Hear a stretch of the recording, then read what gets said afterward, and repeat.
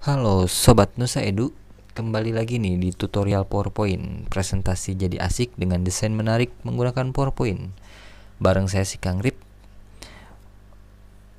Oke, jadi selamat datang di sesi yang kedua ya. Kita masuk ke overview PowerPoint. Kita bakal lihat nih secara keseluruhan si PowerPoint-nya. Oke, yang pertama itu dari segi aplikasi. Jadi PowerPoint ini itu ada ya berbentuk file ya. Ada di komputer, ada juga di HP gitu. Kalau misalkan di komputer ada di Windows sistem operasinya, ada juga di Mac gitu ya. Terus ada juga apa namanya, di smartphone juga ada, di Android sama iOS juga ada gitu. Nah, di sini saya kasih contoh, saya liatin untuk yang PowerPoint itu kalau di komputer gitu atau di PC ya, itu tuh si PowerPoint tuh kalau mau diinstal atau dipasang di komputer itu kita harus masang, nggak bisa cuman PowerPoint aja ya, kita harus masang sama keluarganya gitu. Nah, contohnya seperti ini gitu, kita pengen PowerPoint tapi kita harus install juga gitu keluarganya gitu. Tapi di satu sisi filenya yang ukurannya cukup berat gitu ya, karena kita harus ngeinstall yang lain-lainnya juga gitu. Ukurannya bisa sampai 3 gigaan. Terus juga tapi di satu sisi juga kita bakalan butuh nih kayak Microsoft Office Word, terus Microsoft Excel kayak gitu. Dan yang lain-lainnya kayak Visio atau yang lain gitu. Nah, cuman Visio biasanya beda sendiri nih instalannya gitu. Nah, tapi kalau PowerPoint ini nyatu sama keluarga yang ini. Nah, terus juga di Mac juga ada bisa, tapi sama juga harus sekeluarga diinstalnya. Nah, kalau di Android sama iOS itu diinstalnya bisa satuan ya, di ecer gitu. Nah, itu bisa didapetin di Play Store atau di App Store gitu. Dan ukurannya pun cukup kecil ya, kalau di ini sekitar 68 megaan lah gitu. Kalau dibandingin sama di komputer kan jauh ya, sampai 3 giga gitu. Itu kalau kita bayangin aja kalau download di HP gitu. Buat dia install di Android tapi ukurannya 3 giga kan berat banget gitu. Gitu. Baru isi kuota download itu habis aja langsung. Nah, tapi kalau di Android itu satuan gitu, di ecer ala carte gitu. Sekitar 68 mega ya, kalau saya lihat di Play Store. Kalau di App Store kurang tahu nih berapa meganya, cuman mungkin kebanyakan sama. Oke, jadi sekarang pakai aplikasi PowerPoint itu mudah ya, bisa diakses di mana-mana gitu. Itu nggak cuman kalau dulu kan di Windows doang gitu. Dan apa ya namanya, nggak, kalau sekarang kan udah zamannya smartphone gitu, dan sekarang juga mulai merambah ke smartphone juga, bikin presentasi pakai PowerPoint di HP bisa gitu. Cuman lebih leluasa kebanyakan ya bikin aplikasi ya, bikin presentasinya pakai aplikasi di Windows atau di komputer ya gitu. Selanjutnya kita masuk ke workspace PowerPoint. Nah, di area kerja atau workspace-nya ini PowerPoint itu ada banyak ya, ada menu nih, ada menu-menu yang bisa kita pakai. Nah, tiap menu ini fungsi-fungsinya macam-macam gitu.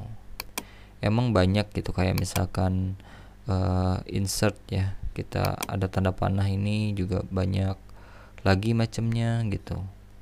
Nah, cuman kalau misalkan dilihat sih emang rumit ya gitu, ini fungsinya apa, fungsinya apa. Cuman kalau udah terbiasa itu bakalan ngerti lah gitu, ternyata simple gitu, nggak terlalu rumit. Terus di sini juga ada area kerja, dari kita bisa lihat gitu ya, kita udah bikin berapa slide gitu, kita bisa pantau ini halaman keberapa gitu. Nah, di sini pengkategorian halaman ada di sini. Nah, sedangkan untuk area kerja sepenuhnya untuk ngedit satuan dari si slide presentasinya di PowerPoint ini ada di sebelah sini yang paling gede ya gitu. Kita bisa ngatur-ngatur ini semuanya di sini. Nah, jadi dari area kerjanya kalau misalkan di PC ya itu lebih enak gitu, lebih leluasa, lebih luas gitu. Terus juga